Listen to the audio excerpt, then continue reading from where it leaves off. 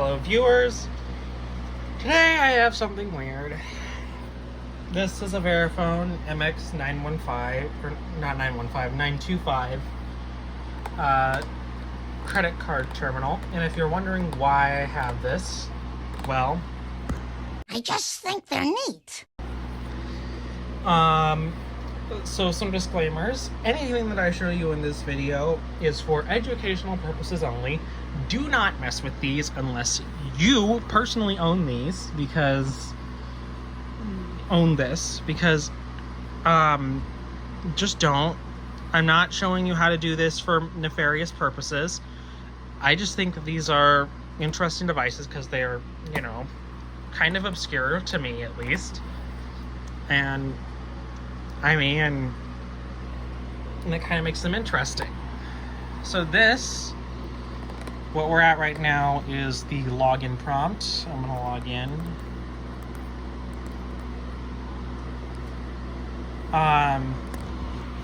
So as you can see, I've logged in to the supervisor. Now, this thing is Linux based. It has I'm guessing this is an ARM SoC inside of here. And it's probably just running, I don't know what it's running, honestly, what distro. It's probably some sort of custom distro, honestly. I mean, it'll become clear, so like, here, let me show you for a fact that it's Linux. I had a notification that came up and stopped my recording. Anyway, here's proof that it's Linux. So if I, this is in the File Manager tab. I go into the root file system.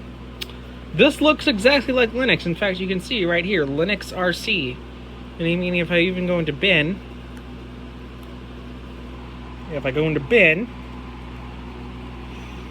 you can see some of these are, if you know what Linux commands look like, some of these are definitely Linux commands. Now, I don't know how to get to the command line on this.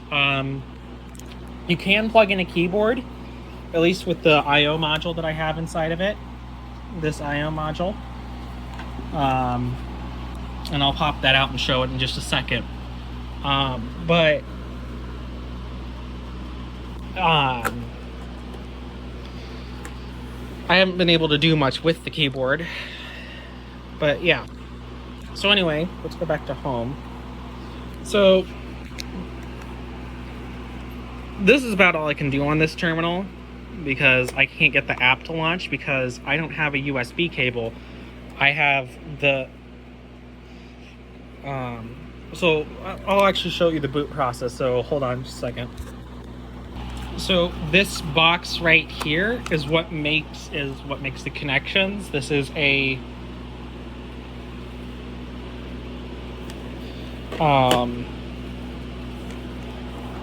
gray I/O module.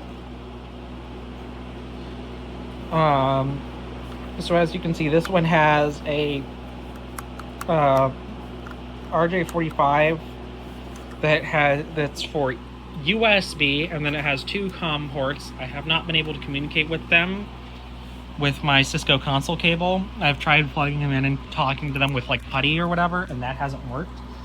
I don't know if it's my cable. If I grab my cable,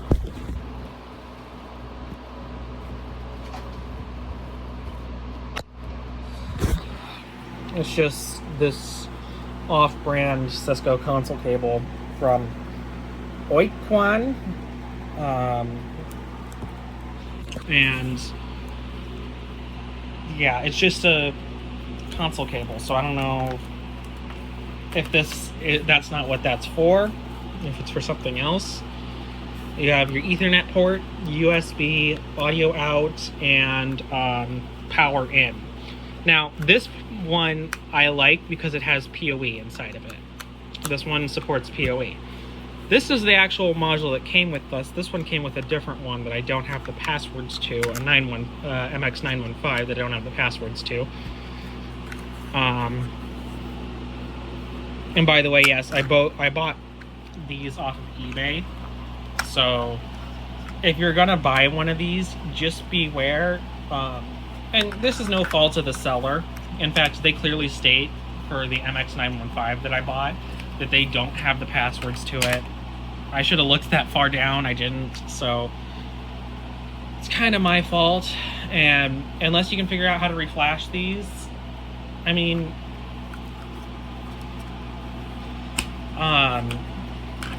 you're kind of out of luck with them. I feel like. Speaking of which, eventually I may take this one apart and show you. When you do take these apart, they do have a tamper sensor inside that will get tripped.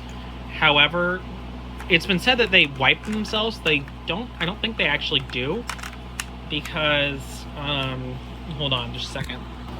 This is the one that I took apart, and if I boot it up, it just boots into a screen where it wants the password. I took it apart because it needed to be cleaned. It had a bunch of glitter and stuff on inside of it. Interestingly about these, and I'll show it probably in a teardown video of these. Again, just a reminder, none of this is meant for you to use it in nefarious ways. And if you do use it in nefarious ways, shame on you. I just think these are interesting. So, yeah. But anyway, so this is the I/O module that I've been using. This red I/O module, I wonder if this is more common. I don't know. This one right here supports a USB that comes into an RJ45. It has one COM port, an Ethernet port, does not have PoE, an audio output, and a Berg connector, which is this thing. And I think you're supposed to connect it to like a pigtail or some sort of adapter that breaks out this, or maybe like a powered USB cable or something. I think this might be the most common one. But anyway, this is the one that we're using. And as you can see, I don't know if this is like PCI Express or something, or this type of connector, but it just lands in the back here on this thing. So I'm going to connect it back up just a second. So as you can see, this just slides back in. This clicks back in, and this will boot up.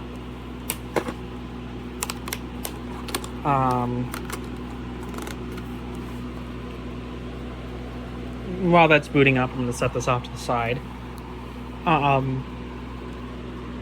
Some things, again, you might want to know about these before you buy them. You need to make sure, depending on what you have, you want to make sure you have the correct I/O module, because if you don't, they're kind of you can't power it on or anything. Let me show you what these take. These take 12 to 24 volts DC at 1 amp for 12 volt, or 600 milliamps for 24 volt.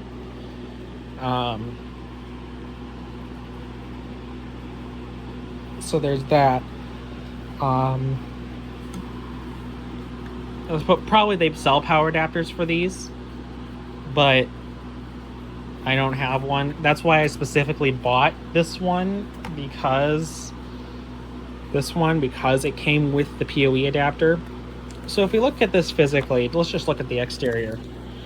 So you have your display, you have your keypad, which, by the way, actually uses the same keypad as my home phone set. Not my what's this called? Sorry, I keep cutting. Not these ones, but these.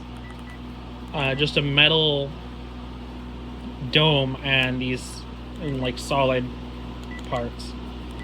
Except for the enter and cancel keys. those are the same kind of thing as this one. Except it's kind of different. So instead of the metal piece being right on the motherboard, it's instead this keypad comes out, and this is its own separate assembly. And then there's pads on the motherboard that those metal domes complete contacts to. All right, so now that this is booted, I can show you some things. So I'm going to stop the application with 159 at once. Again, don't mess with these when they're in production settings. This one is mine, so you know, I feel comfortable messing with it. Don't mess with these when they're in production settings. All right, so I'm gonna log in.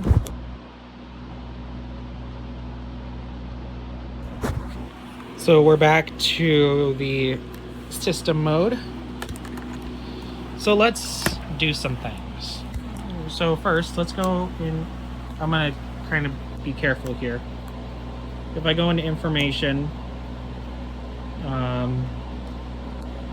I can view certain things. I'm not going to show you everything. In fact, I'm not going to show you much. You can view ports and options. This one I can show.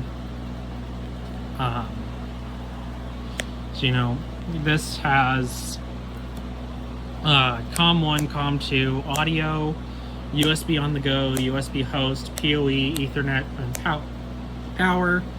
It does not support the multi-port cable. I'm guessing that's what would connect. That's one of the options for the bird connector.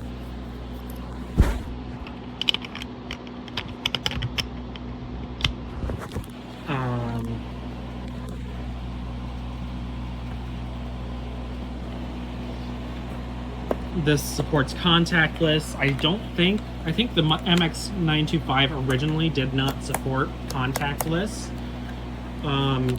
Part of the thing is, so the MX915 from the get-go supported contactless.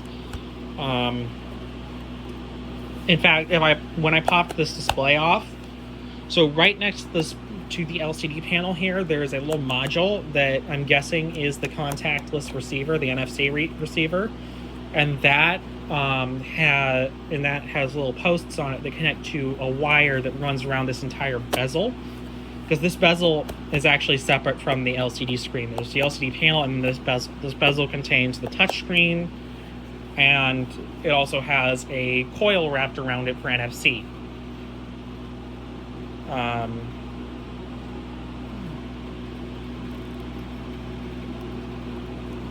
So yeah.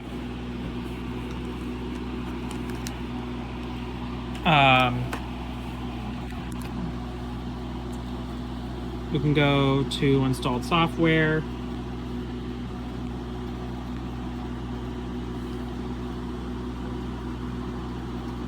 You know, a bunch of this stuff. Memory, log files, counters. So like it counts all the button presses and everything. Now we can go into administration, touch panel. This will calibrate the touch panel. I'm not going to do that right now. Config. You can modify config files.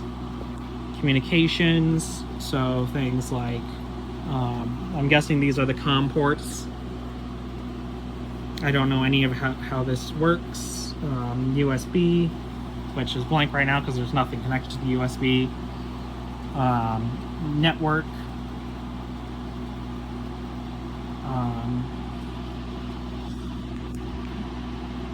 You know, this is, you know, my network.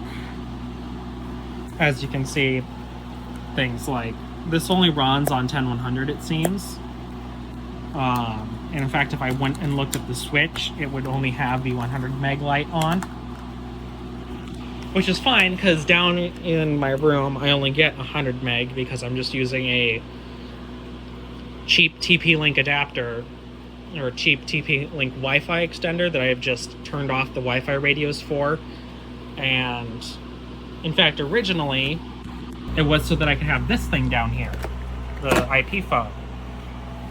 I'm just going to unplug the audio cable.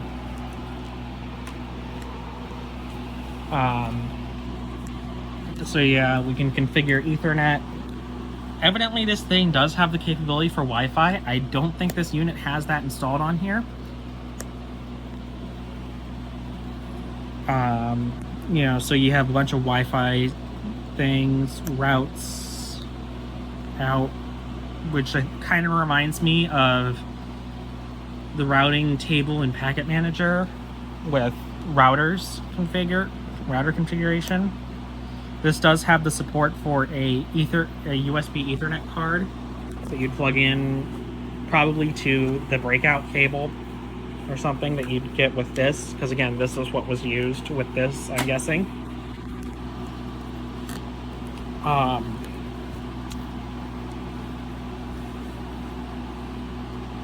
We go back up to network, back up to COM, and it actually shortens them as you go through. USB gadget settings. I don't know what that means necessarily. So let's go back up to Ethernet. Oh, this thing does also have Bluetooth, but it's not on here, I don't think. So we go back up to administration, date, time, of course. I think this thing can set off of NTP, I don't know for sure. File manager, of course, it's just like your Linux. This shows your Linux directories and stuff. You can put a micro SD card inside of this thing. There is a slot for that underneath the keypad. That's actually on the same board that the tamper switch is on. And I'll show that in a teardown. You know, so you have bin, dev, etc, home, lib, mnt, opt, proc, root, sbin, sys. Basically, you know, some of your bog standard Linux folders. There are some interesting things inside here. I'm not going to go through all of them because it would take a long time. Power settings, which just does nothing on this one. If I go over display, I can set the backlight, audio, I can set the speaker volume. This one, interestingly, has 2 speakers. This guy just has one, the MX915. Turn this down a bit because it starts to get a little bit angry. And then uninstall bundles. So you can see that's where your software is and stuff. And then we can go back up, and then we can go to transfer. I don't know how any of this works. I haven't messed with this.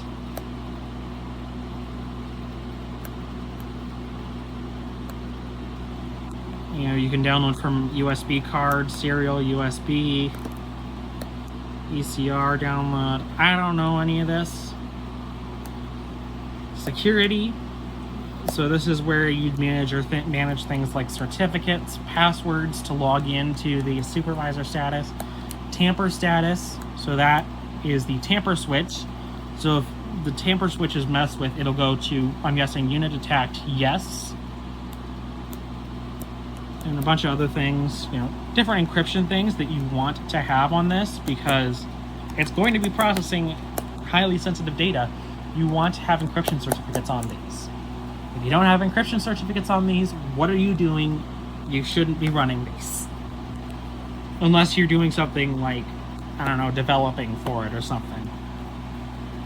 Let's go back up to the root tree. If it'll let me. Diagnostics is quite interesting. So you have your battery, which is the CMOS battery inside of here. Your display test.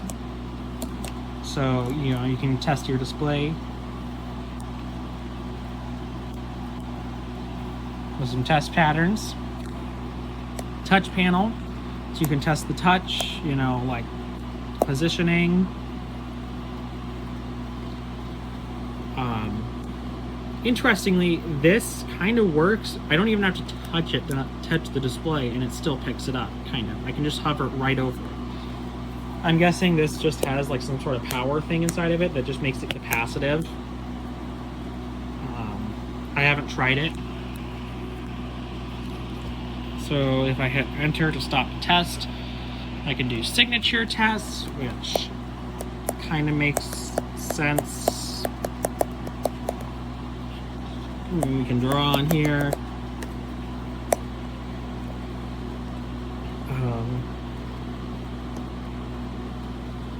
We can go back to Diag's keypad, basically keypad test.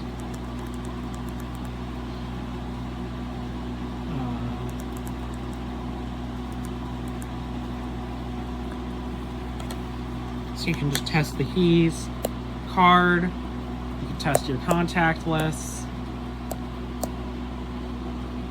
As soon as I open contact list test, my phone stopped recording. I can go to smart card reader, which of course just reads smart cards.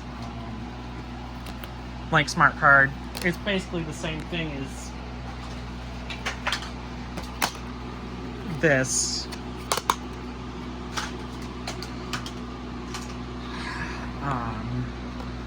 And Magstripe reader. Interesting thing about the Magstripe reader, there's just a tape head inside of it. Like, it literally just looks the same as a cassette tape head or something. Which I find incredibly interesting. Communications, you can test things like your serial.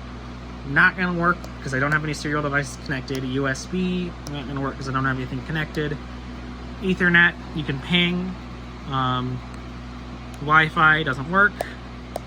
Bluetooth doesn't work. USB Ethernet adapter. And the syslog level, I don't know. Go back up. And then audio, which is interesting. I don't know if you could hear that. Let me do it again.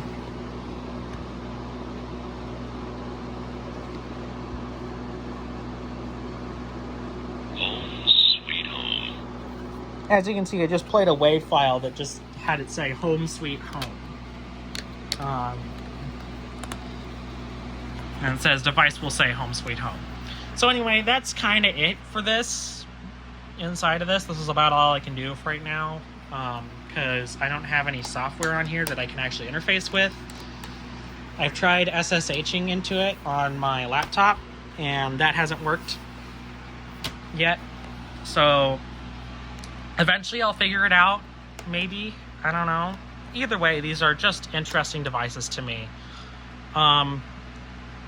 Remember though, these are not to be messed with if they are not yours. And especially if they're in production environments, because they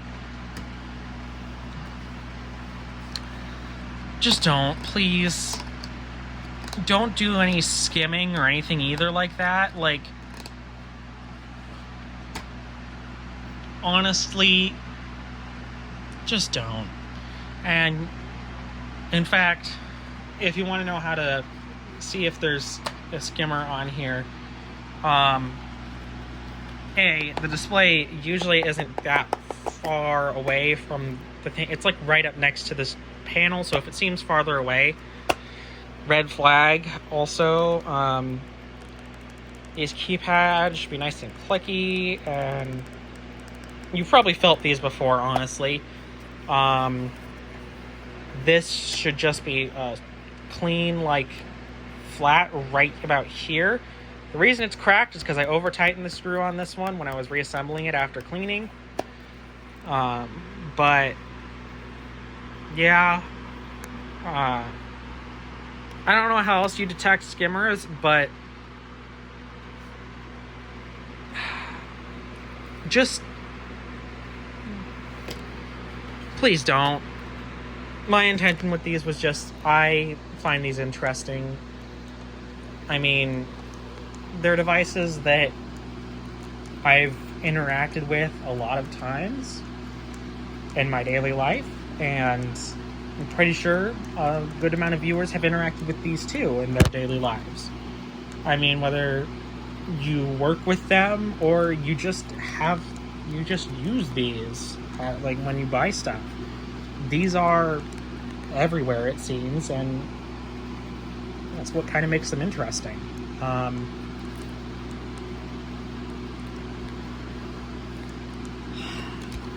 You know, I may not do many videos like this, and I don't even know if this video is going to get uploaded. I have to do some editing to it, which may take a while.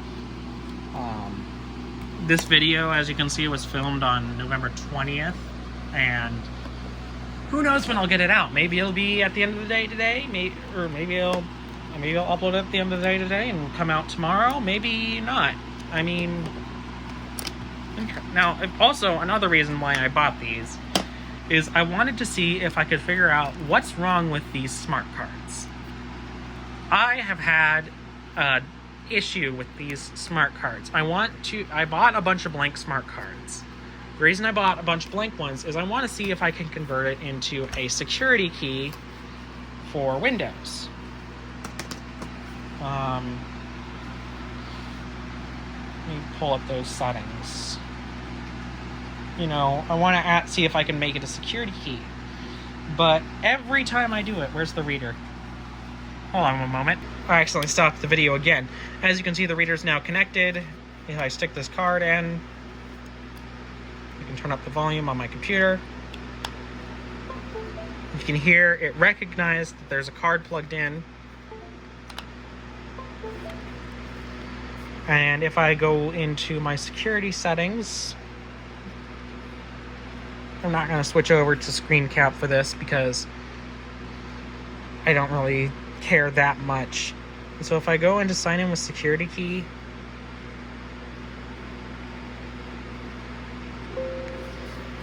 so, you know, it says tap your security key on the reader, insert it into the USB port. So I'm going to go ahead and insert this into the key card. I'm going to insert the art, and this is what I get. An unexpected event occurred. So it obviously knows this is trying to act as a security key. It just doesn't know what the hell to do with this. I don't know if I need to do any special things to these cards. I don't know what I'm doing. If anyone could tell me what I need to do with these, that would be excellent, because I just want to kind of have a physical security key, and I don't want to have to buy like a YubiKey key or whatever. I want to kind of do it myself, you know. And it really annoys me that this isn't working. So, anyway, and the reason I got interested in these is one of my school laptops that I had for a while actually had a smart card reader on it, built in. So that's what got me interested in this. Now, it was an Elite HP Elite book, like a Gen 3 or something.